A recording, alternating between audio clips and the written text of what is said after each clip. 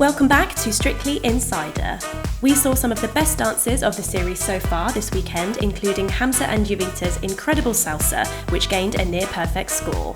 Fleur also wowed with her Argentine tango, and Tyler and Diane brought the cool to Strictly with their couple's choice. But sadly, we had to say goodbye to Matt and Nadia after they found themselves in the dance-off. We're chatting to singer and former Strictly star HRVY about Week 4's amazing show. HRVY, thank you so much for joining us for our Strictly Insider. I guess let's start with the results from this weekend's show. Sadly, we had to say goodbye to Matt and Nadia. Do you think it was the right decision? I actually really liked him. I feel like he came across a little bit more shy towards the beginning. And I feel like he had a really nice... I feel like he had probably more to give, you know. Because I've been watching a lot online on the YouTube clips and watching their dances there and seeing stuff on Twitter, and he actually had a really good reaction when he left. I saw people saying, "Oh, you know what? I feel like he could have grown more," and he was really kind of getting on his feet and showing us more things that he had in his locker. So yeah, I feel like actually maybe I don't think it was his time to go. I don't know. I felt like he was just kind of finding his feet, but someone's got to go, you know. So it is what it is. But he was really nice. He came across really well. Emotions are so high, and we're only on week 4. We're still quite near week 4's done, but it's still quite near the beginning. And even with Matt saying goodbye, he was so emotional, and it's just everything is just so heightened, isn't it? It's so strange because I said I would never cry or anything like that on one of these shows. I'm like, what are we crying over? We're dancing, like we're doing a tango and a cha-cha, like dressed as like gnomes or whatever. Like it's really not like it's not that deep, and it gets really deep because you don't realise how much hard work you put into it. And you know, you go in there thinking this is a laugh. Like, this is just like a fun time and it's not going to get too competitive. But once you get through like the first 2 or 3, you're like, all right, well, you know, I'm doing all right. Like, I actually want to get on. And every week you want to push yourself a little bit more. So you definitely get more competitive, and it does. It gets a bit stressful. Will Mellor found himself at the bottom of the leaderboard this week, and a bit like we said with Fleur, like Will had previously been really high up the leaderboard, and then obviously this week found himself at the bottom. And it was a rumba. It's a really hard dance, especially for the male celebs. What do you think he needs to do to make sure that doesn't happen again? You know what? Part of me is like, it doesn't matter because the public love him anyway, so he'll always get voted through. And that's the tricky thing, you know. You can do a shocking dance, or you can find it really hard. And if the public love you, like at the end of the day, it's a TV show, so you want to do well in your dance. But if people like you, they like you, and you've got to get put through. But in a way, it's actually worked in his favour that he's gone down, because, you know, when you stay so consistent and you're in the middle for a long time and you're kind of floating here, there's no growth, or you're near the top. You kind of hit a ceiling point, which is great. But the public do love to see you work back from a week previous that wasn't as good. And I know that sounds really analytical, but it's true. When I'm watching the show, it's good to see Will maybe not be at the top, because the next week it comes back and gets all 10s and you're like, wow, he smashed it, you know? But all I say is just, I mean, keep your head up. Every dance is different. I didn't do a rumba, I don't think. Did I? I don't think I did. Maybe I did. Did you get away with it?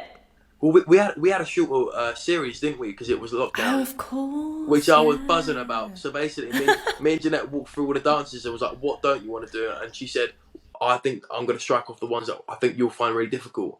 So I was like, brilliant. So we didn't do any of the... We did do the challenging ones, but it's not like I don't think... Did we do a rumba?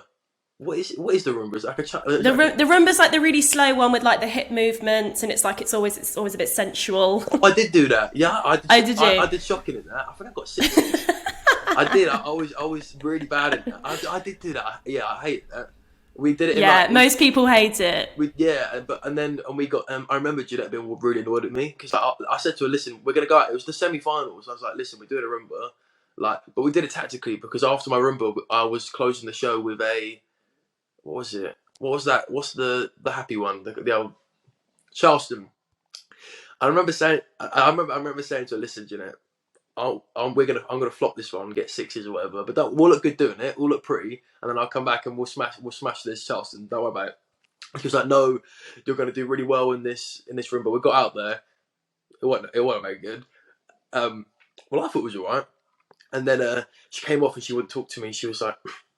And I was like, listen, it's not nothing that I didn't say. Like, we were going to be bad at that one. And she was like, we best do well in this chart. So I said, listen, if we're closing the show, we're going to be all right. And we were all right. We went to the final, so we were good. Well, going back to Saturday night then. Yeah. So let's talk about Hamza's salsa, because I feel like that was, for so many people, like the dance of the night. What did you think, and what do you think made it such a good dance? It was unreal.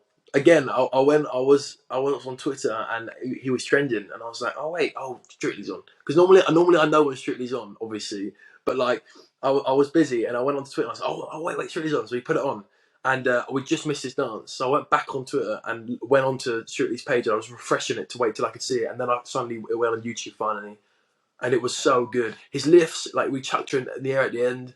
And it was so good, and it was all the hand, like the hand stuff, and all the footwear. It was amazing, so much better than my salsa. And the annoying thing is because it was. What did he get? Did he get like? He got 3 10s and a 9, I think. Did Craig give the 9? Yeah. Yes, because it's early on in the series, they're never going to give 4 10s, which is so annoying. Because if that was was done, 2 weeks later from now, everything would have got 10s, which is is what it is. But yeah, undeniable, so good, and I think he's like one to look out for 100%. He will definitely be in the final. Who do you think could be in trouble this week? Needs to up their game a bit more. I hate that question because I thought, do you know? No, okay, I'll give you a nice version. I think no one has to up their game. I think you've just got to keep doing your best, because there's different levels of talent. Unfortunately, some people are going to be more advanced than others. So as long as you grow within yourself, this is like a really lovely answer, isn't it?